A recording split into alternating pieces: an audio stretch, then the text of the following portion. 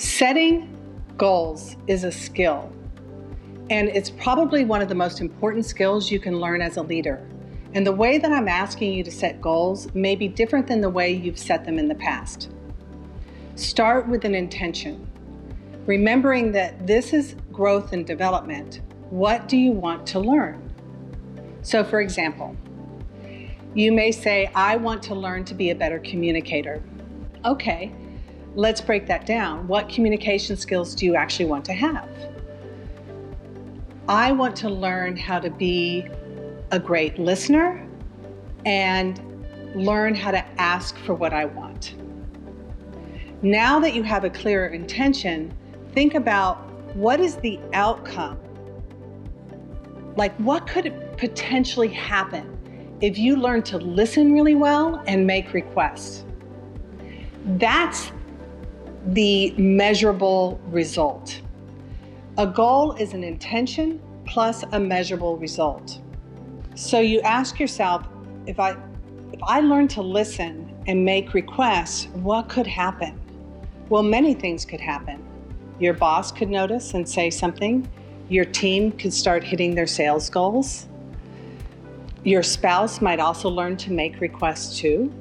What matters is the intention. Get the intention right and choose a happening. You may get all of those outcomes. So a goal might sound like, I have learned to make requests and to listen well. As a result, my team is hitting their sales numbers by July 2022. What do you notice about how I said that? I stated that goal in the past tense. I didn't use future tense, I will. You can also use present tense, I am learning. Stating your goal in the past or the present tense keeps you engaged in what you want to learn and the outcome that you want to have. You'll also notice that I did not start the goal with a preposition. I didn't say to learn to make requests and listen. I said I have learned to make requests and listen. Include yourself in the goal. This allows you to stay mentally and emotionally engaged with the goal itself. Also, don't use words like more, better, and different. These words are contrasting with the past.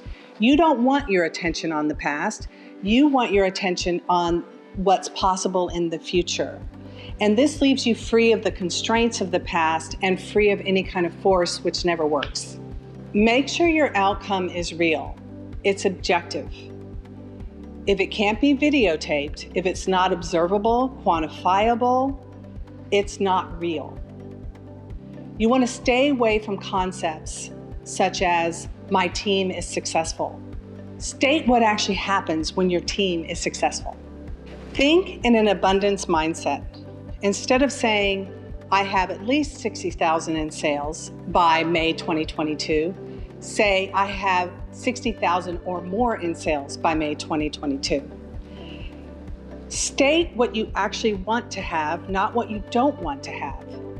Instead of saying, I have less stress, say, I have peace. Don't state strategies. That's your how-to.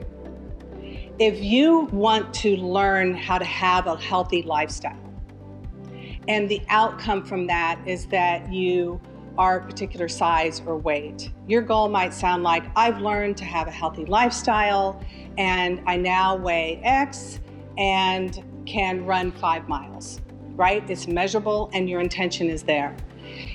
Now, what a lot of people will do is they'll add the strategy, and they'll say things like, I've learned to have a healthy lifestyle and eat 3 healthy meals a day that are just protein and vegetables.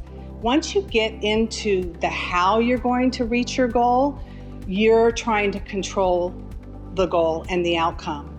What you want to do is only focus on the what, not the how. You want to focus on what you want to learn and what outcome you want, and leave some room for possibility by not addressing the how in your goal. I often see how really ruin wonderful possibilities, because if you don't clearly articulate what it is you want to learn, what it is you want to create and have, and you start immediately worrying about how you're going to do that, you're squashing what's possible. So leave some room, stop trying to control it, and state only the what. Let go of your attachment to having to have that. The purpose of goals and vision is not to achieve the goal and the vision. The purpose of goals and vision is that it informs who you want to be today and what you're going to do today. It acts as your compass for who you want to be and what you're going to do. If you get attached to the outcome that you want, very likely your attention will be there instead of on this moment. And when you stay clear about what you want to learn and what you want to have, it informs your actions now.